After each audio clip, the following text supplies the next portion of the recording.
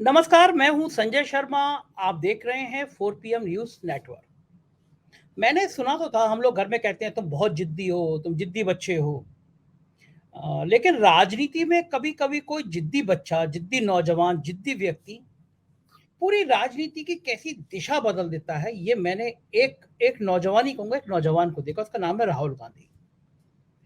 जिस समय उन्होंने ऐलान किया कि हम कन्याकुमारी से कश्मीर तक पैदल चलेंगे, तो देश में मजाक उड़ रही थी। कांग्रेस के लोगों को भरोसा नहीं हो रहा था। लोग सुझाव दे रहे थे, गाड़ियों से चलिए, बीच में ज्वाइन कर लीजिए। लेकिन इस देश की राजनीति जब लिखी जाएगी, इस देश की राजनीति का इतिहास लिखा जाएगा, तो इस नौजवान का जिक्र बहुत मायनों में इसलिए लिखा जाएगा कि वास्तव में इस यात्रा ने नफरत के माहौल माहौल में मोहब्बत की दुकान खोली। अब ये शख्स अमेरिका में कुछ बातें कर रहा है, लंदन में कुछ बातें करके आया है, और लंदन की बातों से पार्लियामेंट में तूफान मच गया। संसद कई दिन तक चलने नहीं दी गई। अमेरिका में रोज जो वो बोल रहे हैं, भारतीय जनता पार्टी भारत में उस पर तूफान खड़ा कर दे रही है। एक एक शब्द पे, एक एक बयान पर हंगामा कर दे रही है।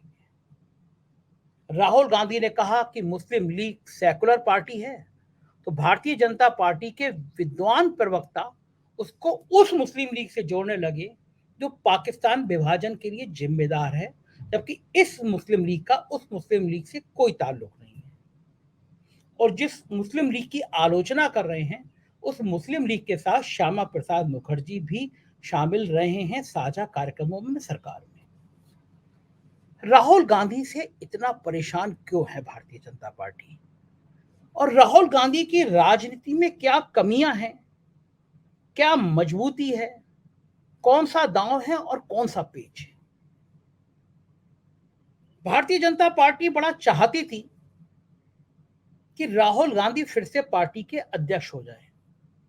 आपको याद होगा, प्रधानमंत्री मोदी जी ने साहब ने बाकायदा बयान दिया था कि मैं दावा कर रहा हूं, मैं चुनौती दे रहा हूं, गैर कांग्रेस किसी भी गैर गांधी किसी भी शख्स को कांग्रेस अपना अध्यक्ष बना के दे दे, जो गांधी जिसके सरनेम में ना हो, वो कांग्रेस का 5 साल के लिए अध्यक्ष बन तो जाए, मैं मान जाऊंगा कांग्रेस को। जो साहब का स्टाइल उन्होंने कहा था, तब किसी को अंदाजा नहीं हुआ था। नामांकन शुरू हुए तो सब कह रहे थे तो राहुल गांधी का ड्रामा है, अब मान मनौती होगी, बाद में राहुल गांधी अध्यक्ष बन जाएंगे। लेकिन यहाँ फिर वो जिद काम आई। वो जिद काम आई। राहुल गांधी ने कहा था गांधी परिवार का कोई शख्स अध्यक्ष नहीं होगा। और जब मल्लिकार्जुन खड़गे बन गए, तो शायद भारतीय जनता पार्टी को एहसास हुआ कि ये जिंदगी की सबसे बड़ी गलती हो गई, क्योंकि कांग्रेस में एक ऐसा दलित अध्यक्ष बन गया जिसका राहुल गांधी से तालमेल बहुत अच्छा है, और दलितों के बीच देश भर में उस आदमी की राजनीति, उस आदमी के संदेशे बहुत बड़े जा रहे हैं। और भारतीय जनता पार्टी ये भी समझ गई कि कांग्रेस ने प्रत्यक्ष या अप्रत्यक्ष ये संदेशा दे दिया कि अगर सरकार बनती है तो देश का पहला प्रधानमंत्री दलित कांग्रेस दे सकती है। बीजेपी के पसीने छूट रहे हैं।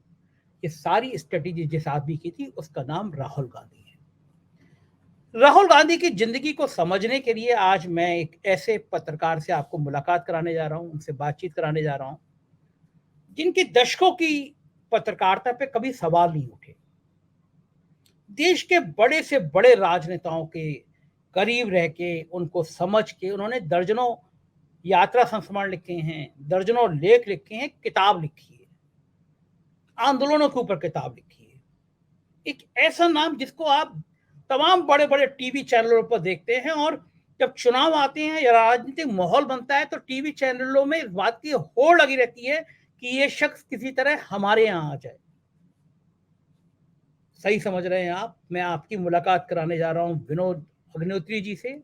अमर उजाला के पूरे ग्रुप के वो समूह सलाहकार संपादक हैं। एक ऐसे बेबाक पत्रकार जो राहुल गांधी की राजनीति को, राहुल गांधी की जिंदगी को बहुत करीब से जानते हैं, और आज वो राहुल गांधी पर बहुत बड़े कुछ खुलासे कर रहे हैं। मेरा अनुरोध है, ये वीडियो पूरा देखिएगा, अंत तक देखिएगा। राहुल गांधी की राजनीति को समझने में आपको इस वीडियो में विनोद अग्निहोत्री जी की बात में काफ़ी जानकारी मिलेगी। चलिए सीधे चलते हैं विनोद अग्निहोत्री के पास। विनोद जी, स्वागत है आपका। और मैंने आपको आज कष्ट इसलिए दिया कि मैं समझना चाहता था कि अमेरिका के राहुल गांधी के दौरे को लेकर कई विवाद खड़े हो रहे हैं। खास तौर से भारतीय जनता पार्टी उन पर हमला बोल रही है और इस मुस्लिम लीग को उस मुस्लिम लीग से जोड़ ले रही है। और व्हाट्सएप की क्रांति में इतनी जानकारी किसी को होती नहीं है। तो क्या आपको क्या लगता है, राहुल गांधी को मुस्लिम लीग जैसे शब्द से बचना चाहिए था, या अब ये नए राहुल गांधी है जो किन्हीं भी शब्दों से बचते नहीं है, सीधी बात करते हैं? नहीं, मुझे लगता है क्यों बचना चाहिए था। बस उनसे एक सवाल पूछा गया, वाशिंगटन प्रेस क्लब का कार्यक्रम था, उनसे सवाल पूछा गया कि भैया आप बीजेपी को कम्युनल पार्टी मानते हो, कहते हो, और आप मुस्लिम लीग से कश्मीर में आपका अलायंस है, वो सॉरी क्षमा कीजिएगा, केरला में आपका अलायंस है। एक सवाल पूछा गया, तो सवाल में क्या कहते हो? कहते मेरा अलायंस नहीं है। कैसे कहते हैं? या कहते अलायंस है लेकिन हम वो पार्टी को सेकुलर नहीं मानते। इसके अलावा चारा क्या था? नंबर एक, तो उन्होंने बड़ी हिम्मत से और बड़े साफगोई से बात कही कि वो मुस्लिम लीग को सेकुलर मानते हैं, कम्युनिस्ट की सेकुलर पार्टी है। अब मैं इस पे आता हूँ तथ्यों पर। पहली बात तो ये, मुस्लिम लीग वो जो पार्टी थी जिसके कायदे आजम मोहम्मद अली जिन्ना जिसके वो थे, सदर थे, वो पार्टी, उसका नाम था मुस्लिम लीग। ये है इंडियन यूनियन मुस्लिम लीग, और इसकी स्थापना 1948 में हुई। और जो इसके संस्थापक थे वो थे मुस्लिम लीग में ही जिन्ना के साथ। लेकिन जब जिन्ना पाकिस्तान चले गए, वो पाकिस्तान नहीं गए, उन्होंने भारत में जो है रह करके इंडियन यूनियन मुस्लिम लीग पार्टी बनाई और बाकायदा उस पार्टी का रजिस्ट्रेशन कराया चुनाव आयोग ने, बाकायदा भारतीय संविधान के प्रति विश्वास प्रकट किया, उसकी शपथ ली, जो कि बुनियादी शर्त है कि भाई कोई भी पार्टी भारत में तभी मान्यता मिलेगी जब वो भारतीय संविधान के प्रति उसकी आस्था और हो। फिर दो काम किए और उसके बाद चुनाव लड़ना शुरू किया। चुनाव में उनके विधायक, सांसद जो भी जीत के आते थे, जो भी आए, तो जनता के वोट से जीत के आते थे, और उन्होंने छिपाया नहीं, इंडियन यूनियन मुस्लिम लीग नाम है। अब अभी तक केरल में इतने लंबे समय का उनका आधार केरल तक ही है। वो अभी तक कोई ऐसा उनके खिलाफ, तमाम देश में सरकारें रही, केरल में लेफ्ट की सरकार लंबे समय से है, और ये एलआई है कांग्रेस की, इंडियन यूनियन मुस्लिम लीग। कोई ऐसा काम नहीं, मतलब इस पार्टी का मिला कि जो देश विरोधी हो, जो सांप्रदायिक हो, जो हिंदू विरोधी हो। अगर होता तो अब तक केरल की वामपंथी सरकार कब का उसको बैन कर चुकी होती, या केंद्र में बीजेपी की सरकार रही, वाजपेयी जी के समय, अटल जी के जमाने में भी रही, और अभी बीजेपी की सरकार है पिछले 9 साल से, और इसके पहले जनता पार्टी की सरकार रही जिसमें बीजेपी जनसंघ शामिल था, बीपी सिंह सरकार बीजेपी के समर्थन से चली। तो अगर ये बहुत ही सांप्रदायिक पार्टी होती तो तब इसको बैन किया जा सकता था, कोई सब वो नहीं है। केरल में संस्कृत विद्यापीठ संस्थान की स्थापना इस पार्टी की की। और सबसे बड़ी बात यह है कि इस पार्टी के नेता ई अहमद साहब जो थे, वो विदेश राज्य मंत्री रह चुके हैं यूपीए सरकार के दौरान। और जब खाड़ी देशों में, अब मुझे इतना याद नहीं है कि भाई इराक का मसला था या कुवैत का मसला था, कोई बड़ा क्राइसिस हुई थी, तो वो बताओ विदेश राज्य मंत्री जाकर के वो भारतीय नागरिकों को सबको लेकर के आए थे, जहाज से बैठा करके। तीसरी बात यह है संजय जी कि जो मुस्लिम लीग की बात की जा रही है जिन्ना से जोड़ करके, उस मुस्लिम लीग के साथ तो श्यामा प्रसाद मुखर्जी सरकार में मंत्री रहे, जो पुरानी मुस्लिम लीग थी। तो क्या बीजेपी उनसे ही परहेज है? उनसे तो नहीं परहेज है। और ये जो मौजूदा मुस्लिम लीग है, इसके साथ महाराष्ट्र में एक नगर निगम में मेयर पद के लिए बीजेपी ने गठबंधन किया था, और उनका मेयर बना था इनके समर्थन से किसी। तो अब ये तो नहीं होगा ना कि कभी कुछ एक बार। लेकिन दरअसल राहुल गांधी ने चूंकि मुस्लिम लीग को सेकुलर बता दिया, इंडियन यूनियन मुस्लिम लीग को, तो बीजेपी को मुद्दा मिल गया, देखिए साहब मुस्लिम लीग को सेकुलर बता रहा है, मुस्लिम पोलराइजेशन के लिए बीजेपी को एक मुद्दा मिल गया। मेरा ये कहना है कि राहुल गांधी कुछ भी कहते, यहाँ पर भारतीय जनता पार्टी में उसकी प्रतिक्रिया होनी ही थी। वो अगर विदेश में जाके कुछ न बोले तो ये कहा जाएगा साहब देखिए वो तो पप्पू है, डर गए, कुछ नहीं बोले, और अगर बोलेंगे तो जो बोलेंगे उस पर होगा। तो ये राहुल गांधी और भारतीय जनता पार्टी का एक खट्टा मीठा रिश्ता है दोनों का, कि राहुल गांधी कुछ भी बोलेंगे, बीजेपी उसका मुद्दा बनाएगी, मुद्दा बनाने के बाद कोशिश करेगी उस मुद्दे के आधार पर वो अपनी राजनीति का फायदा उठा सके। अच्छा विनोद जी बताइए, मुझे आपको याद होगा कि कुछ महीने पहले, 1 साल पहले पूरी भारतीय जनता पार्टी के नेता राहुल गांधी का नाम लेने पर कहते थे, अरे उनकी क्या बात करनी, वो तो पप्पू हैं। पप्पू छवि के लिए करोड़ों रुपए, सैकड़ों हजारों करोड़ रुपए खर्च किए गए। तो अब वो पप्पू इतना परेशान भारतीय जनता पार्टी को क्यों कर रहा है कि एक बयान देता, पूरी भारतीय जनता पार्टी के छोटे से बड़े नेता तिलमिला जाते हैं। क्या राहुल गांधी ने अपनी पूरी छवि को एकदम बदल लिया है? बीजेपी डर रही है? राहुल गांधी की जो भारत जोड़ो यात्रा के बाद सुलभता है, आम आदमी से संवाद है, उसका नतीजा, कारण क्या है ये? देखिए, राहुल गांधी कभी पप्पू नहीं थे। और मैं बताऊं आपको कि भारतीय जनता पार्टी ने तो बाद में उनको उनकी छवि पप्पू वाली बनाई। उसके पहले पहले कांग्रेस के वो नेता जो राहुल गांधी से सहमत नहीं थे, या राहुल गांधी जिनकी राजनीति के रास्ते में, या जिनकी जिनकी जो राजनीतिक दुकानदारी थी उसके रास्ते में रोड़ा बनते दिख रहे थे, उन्होंने सबसे पहले राहुल गांधी के बारे में कानाफूसी शुरू करके और उनको पप्पू बनाने का काम किया। और ये यूपीए सरकार के दौरान से शुरू हुआ। 2004 में जब राहुल गांधी सांसद बन के आए तो कांग्रेसी नेताओं की, तत्कालीन कांग्रेसी नेताओं की, पुराने कांग्रेसी नेताओं की खास करके आदत है, संजय गांधी जी के जमाने से, कि संजय गांधी जी इंदिरा जी के बेटे थे, तो संजय गांधी पार्टी के फैसले कहीं के भी कर सकते थे। वो केरल का भी कर सकते थे हिसाब किताब, वो उत्तर प्रदेश का भी कर सकते थे, गुजरात का भी कर सकते। वो जो आदत थी, तो राहुल गांधी स्वभाव के है नहीं, न उनकी प्रकृति उस तरह की है। उनको, वो एमपी बन के आए, कांग्रेसियों को लगा कि अब तो बस हमें एक विंडो मिल गई, सोनिया जी से कुछ भी कराना होगा राहुल जी के थ्रू करा लेंगे। तो राहुल जी के पास शिकायतें लेके जाते थे अपने अध्यक्ष के खिलाफ, अपने सांसद के खिलाफ, अपने मंत्री के खिलाफ।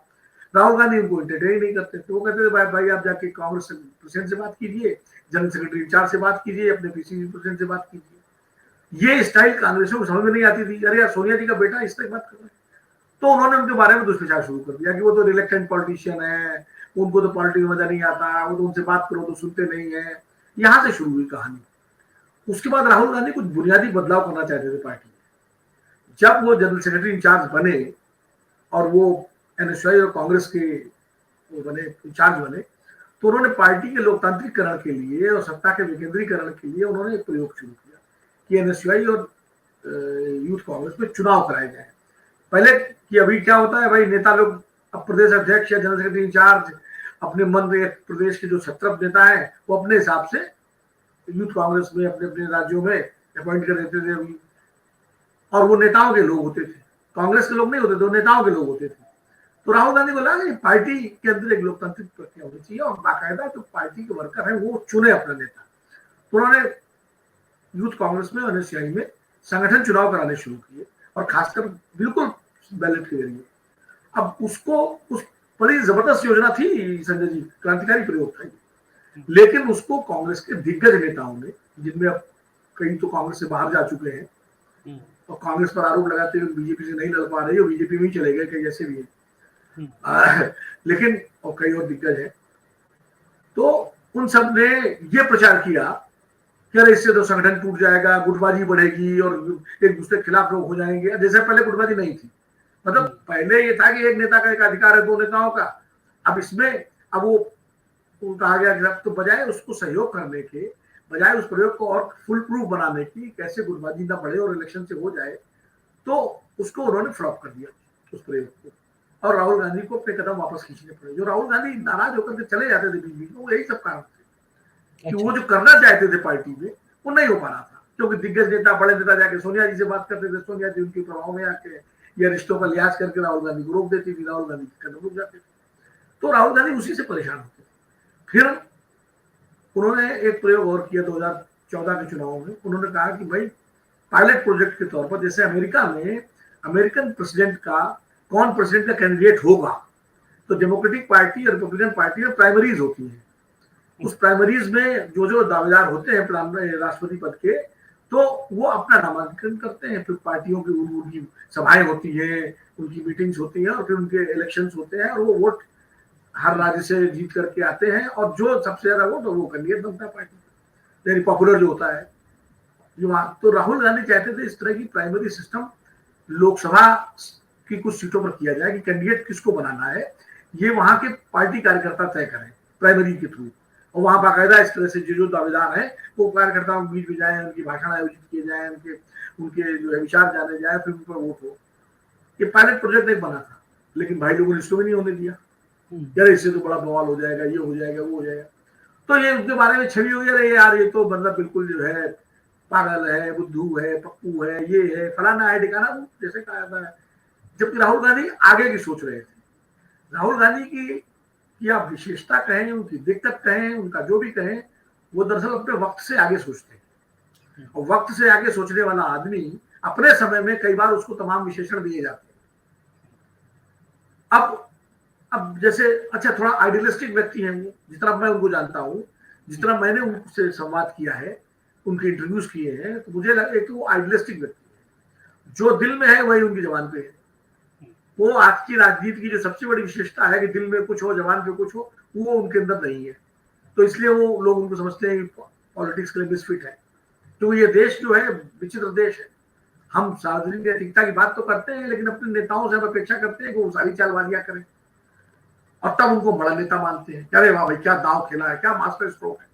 राहुल गांधी के साथ ये था कि बहुत समय तक वो इस चीज को नहीं सीख पाए, ना समझ पाए। उनको लगता था कि पॉलिटिक्स ऑनेस्टी से हो, इश्यूज पे हो, खुले मन से हो। तो इस चक्कर में वो कई बार मीटिंग में, वर्किंग कमेटी की मीटिंग में, पार्टी की मीटिंग में नेताओं के मुंह पे उनके बारे में बोल देते थे कि भाई आप ये गड़बड़ है, आप उससे और दिक्कत होती रही। तो ये सब, तो उससे और दुष्प्रचार हुआ। भाजपा ने तो, या संघ परिवार ने, या भाजपा की जो मशीनरी है, उसने तो बाद में लपका इसको। उनका ये तो बहुत अच्छा है, अगर कांग्रेसी कह रहे हैं तो बनाओ इसको। देखिए संजय जी, आपके बारे में मैं कुछ कहूँ किसी से कि संजय शर्मा जो ऐसे गड़बड़ है, तो उतना भरोसा नहीं होगा। लेकिन आपके परिवार का कोई व्यक्ति जाके कहे कि वो ऐसे हैं, तो तुरंत भरोसा हो जाएगा। अब मान लीजिए अमित शाह जी के बारे में, नड्डा जी के बारे में, या मोदी जी के बारे में कोई कांग्रेसी कहे तो लोग नहीं मानेंगे, अरे तो कांग्रेसी। लेकिन बीजेपी के लोग अगर कहने लगे तो उसको माना जाएगा। तो यही राहुल गांधी के साथ हुआ, जब कांग्रेसियों ने कहना शुरू कर दिया निजी उसमें, और हेमंत विश्व शर्मा जैसे लोगों ने तो ओपनली इस बात को कहा, और तो धीरे धीरे जो है वो एक स्थापित फैक्ट हो गया। और उसके बाद फिर IT सेल और तमाम सारे प्रचार माध्यम और मीडिया सब ने जो है उसको एक तरह से स्थापित कर दिया छवि को। तो ये मैं कह रहा हूँ, उनकी छवि बिगाड़ने का काम पहले कांग्रेसियों ने किया, उसके बाद विरोधियों ने किया। अब कुछ थोड़े सी गलतियां उनकी भी रही राहुल जी की। गलतियां मैं कहूंगा, या ये कहिए कि उनका एक, चूंकि अपरिपक्व थे, उस वक्त राजनीति की जो समझ है उसमें, भारतीय राजनीति में जो, जैसे वो अचानक विदेश चले जाते थे बिना किसी को बताए, बिना, तो उससे अफवाहें फैलाने को मौका मिलता था कि वहां गए, कहाँ गए, दुनिया भर की कहानी किससे बनते थे, जबकि सब जानकारी में होता था। एसपीजी प्रोटेक्टिव थे भाई, वो जहां जाएंगे सरकार को पता होगा। तो लेकिन तो मुझे लगता है यहाँ गलती ये हुई कि जब जाते ना घोषणा कर दिया, मैं भाई लंदन जा रहा हूँ, मैं इटली जा रहा हूँ, मैं थाईलैंड जा रहा हूँ, अमेरिका जा रहा हूँ, मैं मलेशिया, जो भी बताओ बता के जाओ। निजी यात्रा पे लोग जाते हैं, तो वो कुछ उनके लोगों से शायद चूक हुई, उस तरह से एक उनकी इमेज बना दी गई कि रिलेक्टेंट पॉलिटिशियन। दूसरा जो वो चले जाते थे या कभी कभी रूठ जाते, वो इन्हीं कारणों से कि अंदर वो काम नहीं करने दिया जा रहा था, वो जो चाहते थे। और कई उन्होंने स्टैंड लिए, भूपेश बघेल को मुख्यमंत्री बनाने का स्टैंड नहीं करते। आज वो छत्तीसगढ़ में एक लीडरशिप दे रहे हैं। सिद्धार्थ भैया जो आज मुख्यमंत्री कर्नाटक के बने हैं 2013 में, पूरी तरह से मतलब कांग्रेस की तत्कालीन वहां की लीडरशिप खिलाफ थी, क्योंकि ये 2005 में तो आए थे कांग्रेस में, तो 7-8 साल बाद आप मुख्यमंत्री बना देंगे, लेकिन बनाया और आप फिर वो मुख्यमंत्री। तो कई दूसरा राहुल गांधी के देख कुछ लोगों पर जिन्होंने भरोसा किया, उन्होंने उनके साथ, मैं कहूंगा राजनीतिक रूप से, मैं कौन सा शब्द इस्तेमाल करूं, वो जिसने राहुल गांधी को लेट डाउन किया। 3-4 नाम मैं लेता हूँ। अशोक तंवर को उन्होंने बड़े हिम्मत के साथ हरियाणा प्रदेश अध्यक्ष बनाया कि भाई दलित हैं, पढ़े लिखे हैं, जीएनयू से आए हैं, लेकिन अशोक तंवर परफॉर्म नहीं कर पाए, और नतीजा ये हुआ कि उसमें राहुल गांधी की छवि हुई। यही स्थिति मध्य प्रदेश में हुई, अरुण यादव को बनाया, वो परफॉर्म नहीं कर पाए, नहीं करने दिया गया। इसी तरह ज्योतिरादित्य सिंधिया को जितना महत्व मिला, फिर वो पार्टी छोड़ के चले गए और सरकार गिर गई वहां की। सचिन पायलट को भी राहुल गांधी की टीम का माना जाता है, हालांकि पार्टी में है, लेकिन अब जिस तरह से मोर्चा खुला हुआ है अशोक गहलोत के खिलाफ, उससे भी कहीं ना कहीं राहुल गांधी पर एक सवाल उठने लगता है। जितिन प्रसाद, RPN सिंह, ये सारे राहुल गांधी की टीम के लोग थे। पार्लियामेंट में राहुल गांधी ने सबको हंसते बोलते बतियाते दिखे जाते थे, दोनों बीजेपी में चले गए। ऐसे और सुष्मिता देव वो राहुल गांधी की टीम की थी, वो चली गई तृणमूल कांग्रेस में। तो ऐसे कई नाम हैं जिनकी वजह से भी राहुल गांधी को पार्टी के भीतर और परिवार में लेट डाउन होना पड़ा। तो ये तो तुम्हारे लोग थे, क्या किया इन्होंने, और पुराने लोगों को मौका मिला कहने का। तो ये कुछ चीजें रही जिस वजह से राहुल गांधी के लिए बड़ी समस्या आई। हम्म। लेकिन भारत जोड़ो यात्रा वो टर्निंग पॉइंट है जिसने राहुल गांधी को की छवि, उनकी सोच, उनकी समझ, उनकी परिपक्वता में विस्तार किया। क्या लगता है विनोद जी, जो अमेरिका में राहुल गांधी कह रहे हैं, जो वो लंदन में कह रहे हैं, भारत की मीडिया का हाल यह है कि आमतौर पे मीडिया बोलती नहीं है सरकार के खिलाफ, राहुल को भी ज़्यादा दिखाती नहीं है, लेकिन विदेश की धरती पर वो बोल रहे हैं तो भारतीय जनता पार्टी इसको मुद्दा बना रही है कि ये देश का अपमान है। जबकि मैं और आप बात कर रहे हैं तो यूट्यूब में 4 पीएम इस समय 140 150 देशों में देखा जाता है। ग्लोबल हम यहाँ बात कर रहे हैं, लंदन में बात कर रहे हैं, अमेरिका में बात कर रहे हैं, इंटरनेट की दुनिया में अब बात बराबर है।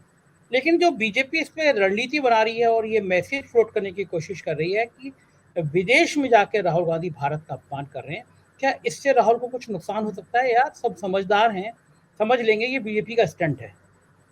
देखिए, जितना नुकसान राहुल गांधी का इस मुद्दे पर हो सकता था वो उनका तब हो गया जब पहली बार वो विदेश में जाके बोले थे।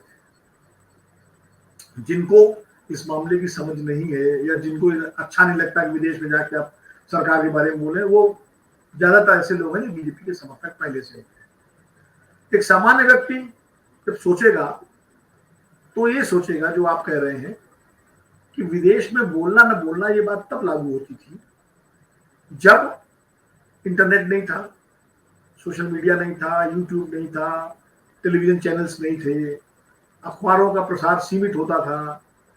तब नेता लोग, ऐसा नहीं तब नेता लोग जाके विदेश में बोलते नहीं थे, विपक्ष के जो नेता है तब भी बोलते थे। आप क्या उम्मीद करते हैं कि इंदिरा गांधी जब प्राइम मिनिस्टर नहीं होंगे उस वक्त जो विपक्ष नेता विदेश जाते होंगे तो कम जाया करते थे, तो वहां जब इंडियन डायस्पोरा में बात करते होंगे तो वो कुछ सरकार के बारे में क्या तारीफ करते होंगे क्या? ठीक है, नहीं करते होंगे ना। लेकिन तब वो छपता, कहीं एक लाइन एक पर एक खबर छप गई न्यूयॉर्क टाइम्स में, वाशिंगटन पोस्ट में या लंदन टाइम्स में कहीं, या छोटी सी खबर के अंदर छप गई, कोई ध्यान नहीं देता था, यहाँ बात आती नहीं थी। और ना इतना जो है कोई उसका वो ना, छप भी गई अगर कहीं छोटी बहुत तो कोई इस पे पार्टियां रिएक्ट नहीं करती थी। देश के खिलाफ बोलना और सरकार के खिलाफ बोलना दोनों अलग अलग चीजें हैं। देश के खिलाफ बोलना तब होता है जब कोई जाके कहे कि भारत बहुत खराब देश है, वहां लोग अनपढ़ हैं, मूर्ख हैं, अंधविश्वासी है और अजीब, मतलब इस तरह की बातें ना जो भारत के बारे में गलत प्रचार है, वो देश के खिलाफ बोलना हो। लेकिन अगर कोई जाके ये कहे कि भाई भारत तो अच्छा देश है, भारत में लोग प्यार से रहना चाहते हैं, सद्भाव से रहना चाहते हैं, लेकिन जो सरकार है उसकी जो नीतियां हैं उसके कारण लोगों में वो है, तो सरकार की आलोचना, तो देश और सरकार अलग अलग है। देश स्थायी है, सरकार है आती जाती रहती है, आज बीजेपी सरकार है, कल को गैर बीजेपी सरकार हो सकती है, परसों फिर कोई सरकार हो सकती है, तो ये होता रहता है। एक बात और मैं संजय जी कहना चाहूंगा, आप कल्पना कीजिए कि 2013 में, जो मैं हर जगह बोल रहा हूँ, मोदी जी को अमेरिका का वीजा मिल जाता और वो अमेरिका जाते और एनआरआईज और इंडियन डायस्पोरा को संबोधित करते, तो क्या मनमोहन सिंह सरकार की बहुत तारीफ करते? बहुत अच्छा काम हो रहा है। वो क्या वो ये नहीं कहते कि पॉलिसी पैरालिसिस है? क्या वो नहीं कहते कि नीतियां बिल्कुल जड़ है, करप्शन है, भ्रष्टाचार है, 2G हो गया, कोल हो गया, ये सब नहीं बोलते क्या? भाई इसीलिए जाना चाहते थे विदेश, लेकिन वीजा नहीं मिला। और राहुल गांधी से क्या अपेक्षा करते हैं कि वो यहाँ बोले कि सरकार गलत अच्छा काम नहीं कर रही और वहां जाके बोले बहुत अच्छा काम कर रही है? ये कैसे हो सकता है? और फिर इंडियन डायस्पोरा को वो संबोधित कर रहे हैं। वो कोई सरकारी प्रतिनिधिमंडल के सदस्य बन के नहीं गए, न संसदीय प्रतिनिधिमंडल के सदस्य बन के गए, और वहां कोई सरकारी डेलीगेशन से के सामने बात नहीं कर रहे हैं। वो एक प्राइवेट विजिट पर गए हुए हैं, भारतीय समुदाय के बीच बात कर रहे हैं, और वो भारतीय समुदाय जो भारत के बारे में, भारत की सरकार राजनीति के बारे में दिलचस्पी रखता है, तो उनसे अपना व्यू जानना चाहता है, तो अपना व्यू बता रहे हैं। अब वो क्या वहां एनआरआई से कहे नहीं नहीं मैं तो बहुत अच्छा है और सब देखिए कर्नाटक को हम धोखे से जीत गए लेकिन बीजेपी बहुत अच्छा काम कर रही है, ऐसे बोलेंगे क्या? वो तो बोलेंगे अब कर्नाटक इसलिए जीते कि वो लोग बीजेपी से नाराज है, वो तो ये बोलेंगे ना। तो ये कहना कि अच्छा, फिर एक चीज और, अरुण जेटली जी का एक बयान देख रहा था यूट्यूब पे, मुझे किसी ने भेजा हो, मोदी जी जब प्रधानमंत्री बनने के 2015 का बयान है, मोदी जी बाहर गए थे और उन्होंने कहा था कि 2014 से पहले लोगों को शर्म आती थी, भारत कहाँ पैदा हो गए, किसे, ये बोला था, बड़ा प्रसिद्ध बयान। तो उसपे देश में आलोचना हो रही थी, तो अरुण जेटली जी ने उस पर कहा और उन्होंने बचाव किया मोदी जी का। उनका पहली बात तो ये है कि प्रधानमंत्री ने कोई देश के बारे में नहीं, अपनी पिछली सरकार के बारे में बात की, तो सरकार के बारे में उनकी आलोचना थी, वही जो मैं कह रहा हूँ।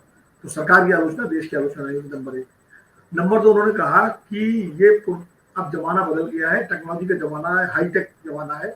अब आप दिल्ली में कुछ बोलेंगे तो तुरंत वो अमेरिका में और न्यूयॉर्क, जापान और ऑस्ट्रेलिया सब जगह पता लग जाएगा। इसलिए ऐसे इस समय आप चाहे यहाँ बोले चाहे वहां बोले, कोई फर्क नहीं पड़ता है। और वो बाइट उनकी बेटी साहब की है। तो अब इसलिए मैं कह रहा हूँ कि ये चीज अब लोगों में बहुत ज्यादा असर करने वाली नहीं है। बीजेपी करेगी, उसका काम है भाई, पॉलिटिकल पार्टी है, अपने विरोधी पार्टी के नेता के प्रति जो भी उनको लगेगा कि इससे उनका फायदा हो सकता है राजनीतिक, बीजेपी का उनके प्रवक्ता करेंगे। लेकिन सामान्य व्यक्ति जो है, हमें नहीं लगता अब उसको लेकर के कोई बहुत ज्यादा उस पर असर। वो सामान्य व्यक्ति जब लोग वोट करेंगे लोकसभा के लिए, विधानसभा के लिए, तो अपने मुद्दों पर वोट करेंगे। अगर उनको बीजेपी की सरकार का कामकाज अच्छा लग रहा होगा तो उसके पक्ष में वोट करेंगे, अच्छा नहीं लग रहा होगा तो विपक्ष में वोट करेंगे। वो वोट जो करेंगे वो अपने मुद्दों पर करेंगे, अपने इर्द गिर्द जो घट रहा है, हो रहा है, उस आधार पर वोट करेंगे, ना कि राहुल गांधी के किसी लंदन में और वाशिंगटन में दिए गए किसी बयान पर वोट करेंगे, या मोदी जी क्या कहा है किसके बारे में, उस पर लोग कोई भी खिलाफ वोट करेंगे। जिनको जहां देना वो हिसाब से वोट करेंगे। बिल्कुल। विनोद जी, 2024 के लिए भारतीय जनता पार्टी के लिए क्या सुविधाजनक रहेगा? चेहरा राहुल गांधी हो या चेहरा खड़गे हो? क्योंकि बहुत लोग कह रहे हैं कि अगर खड़गे का चेहरा सामने आ गया तो भारतीय जनता पार्टी को ज्यादा बड़ी परेशानी हो जाएगी। और राहुल गांधी इतने उदार टाइप के हैं, उनको अंदर ये ईगो भी नहीं है कि मेरा चेहरा हो या खड़गे का हो। तो ये लोग मान रहे हैं कि बीजेपी बहुत चालाकी से चाहती है कि चर्चा सिर्फ राहुल के इर्द गिर्द रहे, खड़गे के इर्द गिर्द ना रहे। तो आपको क्या लगता है? नहीं, बीजेपी की तो कोशिश है कि मोदी बनाम राहुल चुनाव हो, और उसको लगता है, उसको भरोसा है कि ऐसा होने पर राहुल गांधी लोकप्रियता के मामले में मोदी जी के सामने नहीं टिक पाएंगे, और उसका फायदा बीजेपी को मिलेगा। उनकी रणनीति है। इसलिए वो, इसीलिए जब राहुल गांधी कुछ बोलते हैं तो 4-5 मंत्री जो है हमलावर हो जाते हैं और एक तरह से उस पूरे मुद्दे को गर्म करते हैं। ये बीजेपी का प्रयास है।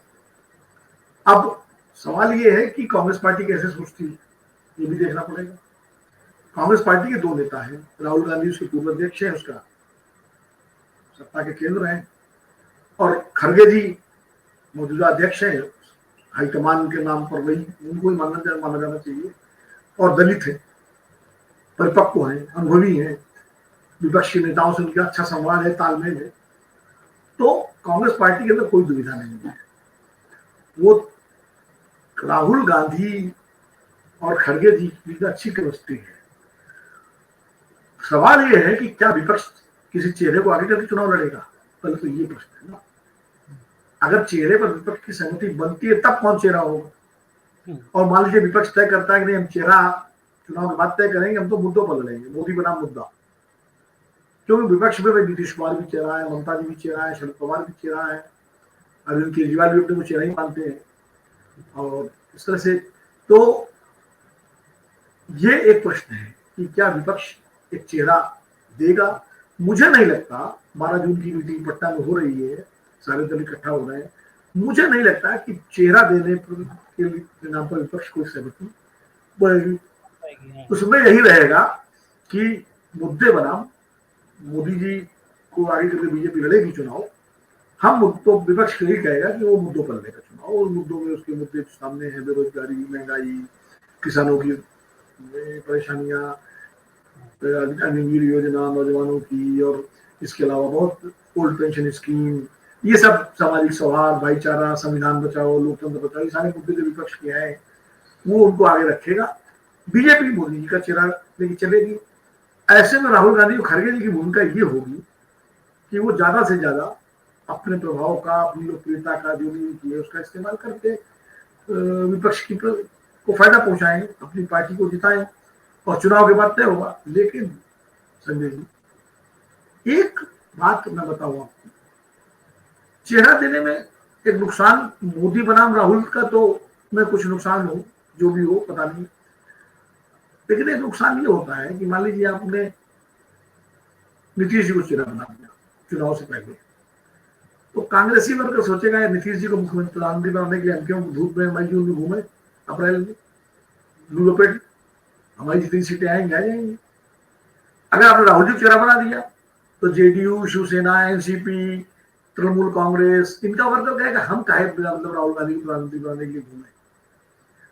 खड़गे जी को बना दिया तो भी अब तो इसलिए ये एक समस्या है कि सारे कार्यकर्ता, हर पार्टी के लोग तन मन धन से जुटे हैं। वो तब जुटेंगे जब उनको लगेगा कि चुनाव के बाद कोई सिचुएशन बनेगी, शायद हमारा नेता प्रधानमंत्री बन जाए। ठीक बात है, बिल्कुल ठीक बात, बिल्कुल सही कहा, बिल्कुल सही कहा। बिहार के लोग सोचेंगे जेडीयू आरजेडी वाले सेनेटरी जी बन जाए तो तेजस्वी जी आ जाएंगे। अखिलेश जी सोचेंगे कि अखिलेश जी का वर्कर सोचेगा शायद अखिलेश जी का दांव लग जाए, शरद पवार, तो ये तब वो सब जुटेंगे एक दूसरे के लिए। उसके बाद जब सीटें आ जाएंगी फिर एक अंडरस्टैंडिंग बनेगी कौन है क्या है, तो उसमें तय होगा। लेकिन कहीं ना कहीं कांग्रेस पार्टी एक साइलेंट मैसेज ये जरूर देगी कि अगर उसकी चली तो खड़गे भी प्रधानमंत्री बन सकते हैं। वो राहुल गांधी का मैसेज उतना नहीं देगी, तो खड़गे जी का मैसेज देने से जो दलित 20-22% वोट पूरे देश में है वो एक बार आंदोलित या उत्साहित हो सकता है कि देश में पहली बार आजादी के बाद कोई दलित प्रधानमंत्री बनने का मौका शायद लग जाए। तो ये सब रणनीतियां हैं। अच्छा, एक आखिरी सवाल विनोद जी, अगर मान लीजिए अभी तो चुनाव तो दूर है, लेकिन हम ये मान के चले चुनाव 2 महीने बाद हैं, तो आप तो राजनीति के इतने अनुभवी हैं कि आपने सालों से, सदियों से आपने एक-एक चुनाव को बहुत बारीक से देखा है पूरे देश के। अगर चुनाव 2 महीने बाद होते हैं, हम कल्पना करते हैं, क्या किसी पार्टी को पूर्ण बहुमत मिलता हुआ दिख रहा है आज के हालात में? पहले तो आप कल्पना मत करिए, आपके चैनल पर एक ज्योतिषी ने भविष्यवाणी भी की है कि शायद चुनाव जल्दी हो जाए। एक ज्योतिषी भविष्यवाणी आपके ही चैनल पर आचार्य राजीव शर्मा ने की है, जो मैंने देखा है। विनोद जी, उस इंटरव्यू पे इतना बवाल मचा हुआ है पूरे देश में। कल मेरा फोन बंद नहीं हुआ जोशी का नंबर लेते लेते वो लोग शॉक। कैसे कह सकते, तो आपकी कल्पना कहीं यथार्थ भी बन सकती है, जैसा कि ज्योतिषी जी ने कहा है, आचार्य राजीव ने, अगर उनकी भविष्यवाणी सही होती है तो। लेकिन मान लीजिए आपने कहा कि 2 महीने में अगर चुनाव हो जाए तो क्या बहुमत मिल पाएगा? असल में दरअसल क्या है कि लोकसभा चुनाव जब घोषित होंगे उस समय देश का मूड और देश का नैरेटिव क्या होगा, ये महत्वपूर्ण है।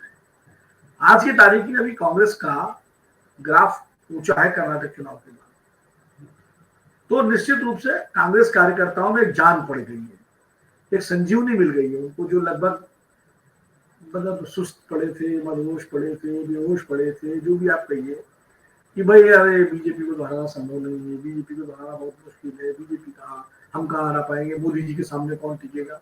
लेकिन कर्नाटक के चुनाव ने उनको एक ताकत दी है कि कैसे चुनाव, हिमाचल के बाद कर्नाटक, कि कैसे चुनाव लड़ा जाए तो हम जीत सकते हैं। तो कांग्रेस इस सेंस में उत्साहित है, उसके नेता उत्साहित है, उसके कार्यकर्ता उत्साहित है।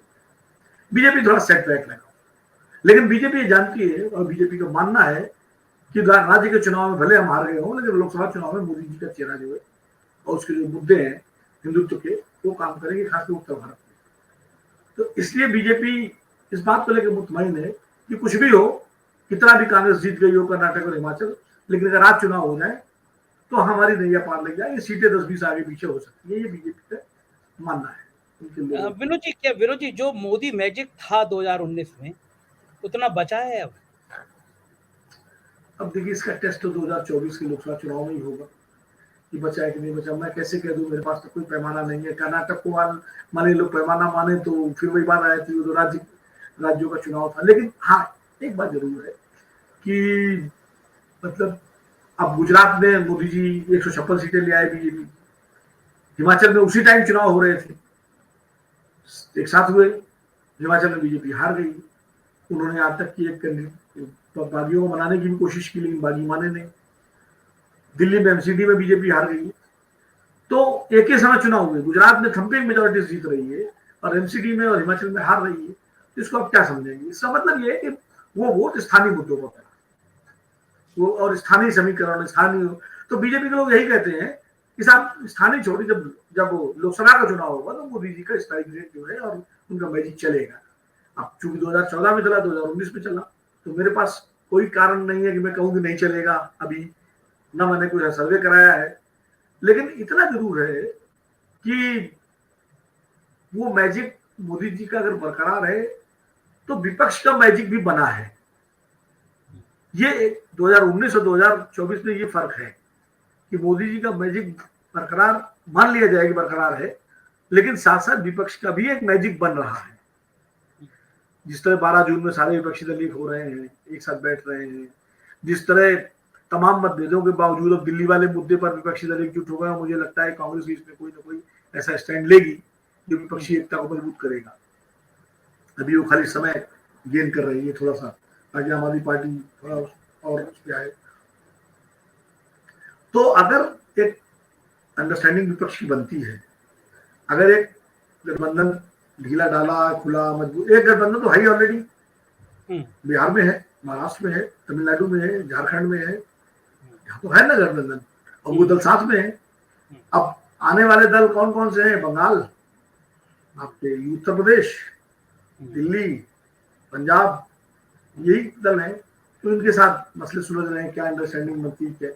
लेकिन एक चीज तो बनी रही है कि ये दल सब कहीं ना कहीं अपने अपने कारणों से भारतीय जनता पार्टी के खिलाफ रहेंगे। तो अगर रहेंगे खिलाफ तो एक दूसरे के साथ भी रहेंगे। तो ऐसे में दो, मोदी जी का मैजिक अपनी जगह और विपक्ष का भी जो मैजिक बन रहा है, इन दो मैजिकों के बीच में टकराव होगा चुनाव। अब कौन सा मैजिक भारी पड़ता है वो नतीजों में सामने आएगा। एक चीज में और संजय जी, एक चीज और मैं जोड़ दूं राहुल गांधी के व्यक्तित्व के संदर्भ में, क्योंकि पता नहीं आप क्वेश्चन अगला क्या होगा, या राहुल गांधी के बारे में एक बात जिस तरह मैं समझ पाया हूँ, वो बड़े कई मामलों में बड़े हठी हैं अपनी सोच में। हठी से मेरा मतलब नकारात्मक नहीं कह रहा हूं, दृढ़ कह सकते हैं आप कि वो तय कर लिया है तो तय कर लिया है। अब उन्होंने तय कर लिया कि उन्होंने विदेश में जाके अपनी राजनीतिक बात कहनी है एनआरआईज के बीच में और भारतीय डायस्पोरा में। तो कोई कुछ भी कहे वो अपना बोलेंगे, तो वो बोले। दूसरा, आप याद करिए 2019 के चुनाव में पूरी तरह से बीजेपी कांग्रेस पार्टी हारी और बीजेपी जीती, तो कार्य समिति की बैठक में अकेले राहुल गांधी थे जिन्होंने अपना इस्तीफा दिया जिम्मेदारी लेते। ये छोटी मोटी बात नहीं है, बिल्कुल ठीक बात। और इस दौर में जब नेता अपने पदों से चिपके रहते हैं, इस्तीफा कांग्रेस पार्टी के किसी भी जनरल सेक्रेटरी ने, किसी भी वर्किंग कमेटी सदस्य ने, किसी ने अपने इस्तीफे की पेशकश नहीं की राहुल गांधी, बल्कि सब लग गए कि राहुल जी वापस लो वापस लो, उन्होंने वापस नहीं लिया। 2 साल तक, और शायद उससे भी ज्यादा, सोनिया जी अंतरिम अध्यक्ष बनी रही, पूरी पार्टी उन्हें मनाती रही कि आप वापस आ जाइए, आप बन जाइए अध्यक्ष, नहीं बनना चाहिए, ये नहीं। उनकी एक ही रट थी, न मैं बनूंगा न मेरे परिवार का कोई बनेगा। तो बीजेपी वाले कहते थे ये तो नाटक कर रहे हैं। हमें याद है चैनलों में प्रवक्ता कहते थे अरे ये तो सब नाटक है, अल्टीमेटली राहुल गांधी को बनाया जाएगा, देख लीजिए नाटक है। यहाँ तक जब मल्लिकार्जुन खड़गे की वो दावेदारी का नाम घोषणा हुई तब भी माना, कहा सब नाटक है। और एक तो प्रधानमंत्री जी का ही कोई स्पीच कहीं मैं यूट्यूब पे देख रहा था, इसमें उन्होंने कहा कि मैं मान जाऊंगा अगर 5 साल के लिए किसी परिवार के बाहर के व्यक्ति को अध्यक्ष बना दे पार्टी। राहुल गांधी ने कर दिया, मल्लिकार्जुन खड़गे को अध्यक्ष बना दिया गया, चुनाव से बनाया गया, नामांकित मतलब मनोनीत नहीं किया, सोनिया जी ने मनोनीत कर दिया, बाकायदा वोटिंग हुई, पोलिंग हुई और बने। ये देखिए एक उदाहरण, 2 उदाहरण मैंने दिए। तीसरा उदाहरण, जो लोग पार्टी जब छोड़ रहे थे तो मैंने कई बार राहुल गांधी के लोगों से कहा क्या बात तो नहीं करते आप लोगों से, भाई सिंधिया चले गए, जितने प्रसाद जा रहे हैं वो जा रहे हैं वो। तो उन्होंने कहा कि राहुल जी का कहना है जिसको जाना है जाए, वो जो लोग रहेंगे वो हमारे सच्चे साथी होंगे, जो संकट में रहेंगे, वो सत्ता। राहुल ने कहा था जो जिसको डरना है वो चला जाए। इसी तरह भारत जोड़ो यात्रा का जब योजना बनी तो बहुत तरह के सुझाव आए। लोगों ने कहा कि भाई पार्ट में कर लें, राहुल जी कहेंगे ज्वाइन कर लें, बाकी लोग चलते रहेंगे। कुछ लोगों का रोड से कर लें, कार से कर लें, गाड़ी से कर लें। उन्होंने नहीं, चाहूंगा पैदल और पूरा चलूंगा मैं, कोई सोच नहीं पूरा, तो पूरा चले। तो वो उस व्यक्ति के अंदर ये चीजें हैं जिनको पता नहीं इस देश का जनमानस देख पा रहा कि नहीं थे। मैं तो 2004 से देख रहा हूँ और इसीलिए कई बार मेरे ऊपर लोग ये भी लगा, जबकि मेरा व्यक्तिगत रूप से मेरा कोई स्वार्थ या कोई वो नहीं रहा। मैं खाली एक व्यक्ति को एनालाइज करता हूँ तो मुझे लगता है कि ये गुण है उस व्यक्ति में। ठीक है, समय समय पर अब आप वो देखिए जिस अध्यादेश को फाड़ा उन्होंने, हालांकि मैं उनके उस एक्ट का समर्थन आज भी नहीं करता हूँ, वो एक अपरिपक्व था अपनी सरकार के प्रधानमंत्री के बाहर विदेश में रहते हुए अपना फला, लेकिन उसी के आज वो विक्टिम भी है, उसी पूरे घटना चक्र ऐसा घूमा। लेकिन फिर भी वो कहते हैं कि मैं उसके, मुझे उससे कोई गुरेज नहीं है, मैं अगर विक्टिम हूँ तो ठीक है, लेकिन उसने राजनीति के अपराधीकरण और उस पर जो है वो किया। तो ये उस व्यक्ति के कुछ मूल्य हैं जिन पर वो व्यक्ति करता है काम। और एक और बात बताऊं संजय जी, एक और बात बताऊं, अक्सर हम लोग, आप जैसे पत्रकार, हम सारे लोग आपस में बात करते हैं, तो राहुल जी की तुलना मोदी जी से, अरविंद केजरीवाल से करते हुए, देखो राहुल गांधी ये क्यों नहीं करते, वो क्यों नहीं करते, मोदी जी ने इस तरह से नैरेटिव बदल दिया, इन्होंने ये कर दिया। तो ये बात जब उनके लोगों से हुई या राहुल जी के, तो उनका मन में क्या कहना है? उनका कहना है कि भाई आप मेरे अंदर दूसरा नरेंद्र मोदी क्यों देखना चाहते हैं? सही बात। मैं उनकी कॉपी थोड़ी बनूंगा, मैं राहुल गांधी हूँ, राहुल गांधी रहूंगा। उनका अपना स्टाइल है, मेरा अपना स्टाइल है, तो मैं अपने स्टाइल से राजनीति करूंगा। ये देश तय करेगा उसको जो चाहिए, मैं उनका नकली डुप्लीकेट बन के थोड़ी कुछ कर पाऊंगा, फिर तो ओरिजिनल वो है ही। हाँ बिल्कुल तो सही बात। ये उनकी अपनी स्पष्ट सोच। वो आदमी, वो ये बात है उसके, वो बंदा राजनीति और मूल अपने हिसाब से करता है, कंप्रोमाइज नहीं करता है, इसमें तो कोई दो राय नहीं है। विनोद जी, आपने याद दिलाया वो वाला जब प्रधानमंत्री का भाषण की गांधी परिवार के बाहर का कोई व्यक्ति बना के दिखा दे, मैं मान जाऊंगा। आज की तारीख में तो भारतीय जनता पार्टी अपना माथा ठोक रही होगी, माथा पीट रही होगी कि खड़गे अध्यक्ष क्यों बन गए, क्योंकि खड़गे के अध्यक्ष बनने का पूरे देश के दलितों में संदेश आ रहा है। बीजेपी सोच रही होगी हमने इतना मुद्दा ना देते, शायद गांधी परिवार में बनी रहती अध्यक्षी तो हमें बड़ी सुविधा रहती। खड़गे के अध्यक्ष बनने से सारे समीकरण आपको लगता है कि बीजेपी के गड़बड़ाए हैं? फर्क तो बड़ा है। देखिए, पहला तो जो आपने दलित वाला कहा है, सामाजिक उसका जो समीकरण है वो गड़बड़ाने का खतरा है। दूसरा, जिस तरह कर्नाटक का चुनाव एकजुट होकर जो पार्टी ने लड़ा, उसमें खड़गे जी की भूमिका को नजरअंदाज नहीं किया जा सकता। सबको एक साथ एक मंच पे रखना, फिर मुख्यमंत्री के चयन में जिस तरह से बैठके हुई, उसमें खड़गे जी का रोल, और जिस तरह संगठन में गतिविधि आई थी, जब देखिए राजस्थान मध्य प्रदेश में पार्टी लग गई तैयारी में, उसमें खड़गे जी की भूमिका, और एक्सेस खड़गे जी की, कोई भी जाके खड़गे जी समय के मिल लेता है। नया वो शुरू कर दिया कि बिना अपॉइंटमेंट के कोई भी कार्यकर्ता मिले सीधा, ये सालों बाद की परंपरा। हाँ, लोग जाके, मुझे याद है एक दिन मैं मिलने गया था उनसे, खड़गे जी से, तो बाहर जहाँ घर है उनका, जो उनका बाहर लोग बैठे हुए थे, तो उस सब ऐसे थे बिना अपॉइंटमेंट वाले थे कि भाई जब वो खाली होंगे अपॉइंटमेंट वालों से मिल लेंगे, अगर आप इंतजार कर सकते हैं तो करिए इंतजार। और 80 साल के आसपास की उम्र है और लेट नाइट तक मीटिंग्स करते हैं। तो दरअसल बीजेपी को क्या था, एक तो बीजेपी को भरोसा नहीं था कि गांधी परिवार से बाहर अध्यक्षी जाएगी। हाँ, ये फिर करके गांधी परिवार को अध्यक्षी मिलेगी और उसके बाद हम पूरी तरह से इसमें जो है वो करेंगे। अच्छा, फिर उनको लगता था अगर कोई खड़ाऊ टाइप बना भी तो कुछ ऐसा व्यक्ति बनेगा जो परफॉर्म ही नहीं कर पाएगा। अब यहाँ हो गया कि गांधी परिवार से अध्यक्ष कोई नहीं है और जो बना है वो परफॉर्म भी कर रहा है। तो ये तो एक संकट बीजेपी के सामने है कि कांग्रेस एक्टिव हो गई। मैं तो विनोद जी कर्नाटक के चुनाव में गया, 8-10 दिन रहा वहां, बहुत जगह घूमा। प्रज्ञा ठाकुर का चाकू की धार तेज करा लो, प्रधानमंत्री का जय बजरंगबली के संग वोट डालो, मतलब सांप्रदायिक उफान चरम पे। और वहां पे कर्नाटक में 30 विधानसभा सीटों पे जमानत जब्त हो गई भारतीय जनता पार्टी। जहां प्रधानमंत्री के इतने रोड शो हुए हों, इतना उन्माद हो, वहां 30 सीटों पे जमानत जब्त हो जाना कितना बड़ा सेटबैक था बीजेपी के लिए। नहीं, भाजपा के लिए सेटबैक तो है,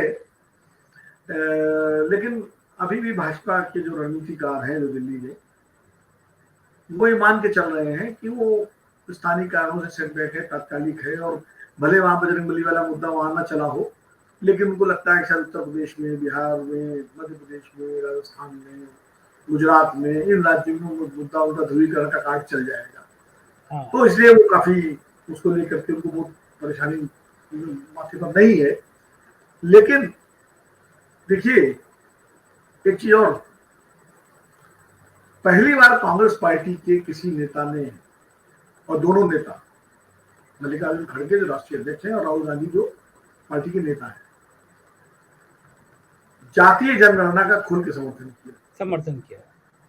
खड़गे ने तो चिट्ठी लिखी बतौर अध्यक्ष, राहुल गांधी ने कर्नाटक की सभाओं में हर भाषण में ओबीसी इंपावरमेंट की बात की। तो मान के चलिए अगला नैरेटिव चुनाव का, लोकसभा चुनाव का विपक्ष की तरफ से, अगर बीजेपी का हिंदुत्व ध्रुवीकरण है तो उनका ओबीसी ध्रुवीकरण है, जाति ध्रुवीकरण। मंडल बनाम कमंडल, मंडल पार्ट 2। हाँ, और वो राहुल गांधी की ही समझ है कि उन्होंने इसको पार्टी का एक वो बना दिया, मतलब कांग्रेस पार्टी के अंदर जो सवर्णवादी और मानसिकता के तमाम सारे नेता है वो इसके खिलाफ है। हाँ। लेकिन फिर भी क्योंकि संघ परिवार का जो हिंदुत्व का जो पूरा इमारत है उसकी ईंटें तो जातियों की हैं, जातियों की, तो ईंटें अगर भरभरा जाएंगी, देखिए तो छोटी सी बात है, एक इमारत बनती है तो उस इमारत को आप क्या कहते हैं, ये फलाना भवन है, उसमें ईंटों की पहचान नहीं होती ना, ये अव्वल ईंट है कि खरंजा है कि ये कौन सी है, किस भट्टे से आई है। लेकिन जब ईंटों की पहचान अगर होने लगी और ईंटें अपनी पहचान के लिए खड़ी हो गई तो वो फिर इमारत भरवा जाएगी। तो संघ परिवार की समस्या ये है कि अगर जाति जनगणना हो गई तो जो हिंदुत्व की पहचान वो बनाना चाहता है, वह पूरा संघ परिवार राष्ट्रीय स्वयंसेवक संघ बनाना चाहती है कि हर जो है किसी भी जाति का हो उसकी आइडेंटिटी हिंदू आइडेंटिटी हो, वो आइडेंटिटी बदल जाएगी, वो फिर जातियों की आइडेंटिटी प्रमुख हो जाएगी, जो 90, 91, 93, 94 के दशक में जो स्थिति थी मंडल की बाद। तो ये एक अंतर्विरोध है जाति जनगणना और हिंदुत्व के बीच में। बिल्कुल ठीक है, बिल्कुल ठीक कह रहे हैं। शुक्रिया विनोद जी, आपसे बात करते समय पता ही नहीं चलता है, इतनी सारी जानकारियां मिल जाती है और हम जैसे लोग आपसे इतना सीखते हैं कि हमारी पत्रकारिता में बड़ा काम आता रहता है। आप हम लोगों के इतने सीनियर हैं और इतनी बेबाक और इतनी निष्पक्ष पत्रकारिता करते हैं कि आपको चैनलों पर सुनते समय लगता है कि आप बोलते रहें, जब बात करते हैं तो लगता है आपसे बात करते हैं, और जब आपके लेख पढ़ते हैं तो लगता है कि ऐसी ही पत्रकारिता होना चाहिए। बहुत बहुत शुक्रिया, थैंक यू। सुना आपने विनोद अग्निहोत्री जी को, पूरा राहुल गांधी की जिंदगी का उन्होंने चित्रण किया, और ये बात मैं भी समझ रहा हूं, मैं भी सहमत हूं कि राहुल गांधी की जिद ने पूरी कांग्रेस की तस्वीर बदल दी। भारत जोड़ो यात्रा ने उन लोगों के मुंह पे तमाचा जड़ दिया जो राहुल गांधी को पप्पू कहते थे। सैकड़ों हजारों करोड़ रुपए खर्च हुए थे इस छवि को बनाने के लिए। कुछ बड़े मीडिया हाउस, कुछ बड़े कारपोरेट हाउस और तमाम लोग जुड़े थे कि राहुल गांधी की छवि पप्पू की तरह बने। लेकिन इस नौजवान ने न केवल अपनी छवि बदली, पूरी कांग्रेस की छवि बदली। अंतरराष्ट्रीय स्तर पर राहुल गांधी एक बेहद लोकप्रिय नेता के रूप में स्थापित हो रहे हैं। एक ऐसा नौजवान नेता जो कभी स्कूटर वालों के पास डिलीवरी बॉय के साथ चल देता है, कभी ट्रक पे बैठ के चल देता है ट्रक चालकों को समझने के लिए, कभी परीक्षा की तैयारी करने वाले, कोचिंग करने वाले लोगों के संग चाय और छोले भटूरे खाने पहुंच जाता है। आम लोगों से जिंदगी से जुड़ने वाला शख्स नौजवान राहुल गांधी, उसने भारत की राजनीति को वास्तव में बदल दिया। देखना यह है कि 2024 में क्या होता है। देखते रहिए 4 PM, क्योंकि यहाँ पे सिर्फ खरी खरी और सही बात की जाती है। हमारे कुछ अन्य राज्यों में चैनल हैं, 4 PM UP, 4 PM Bihar, 4 PM Gujarat, 4 PM Maharashtra और 4 PM कर्नाटक। महाराष्ट्र में इसलिए किया, आपको इधर खुशखबरी है कि सोमवार से 4 PM महाराष्ट्र की शुरू होने जा रहा है। शुक्रिया इस प्यार के लिए।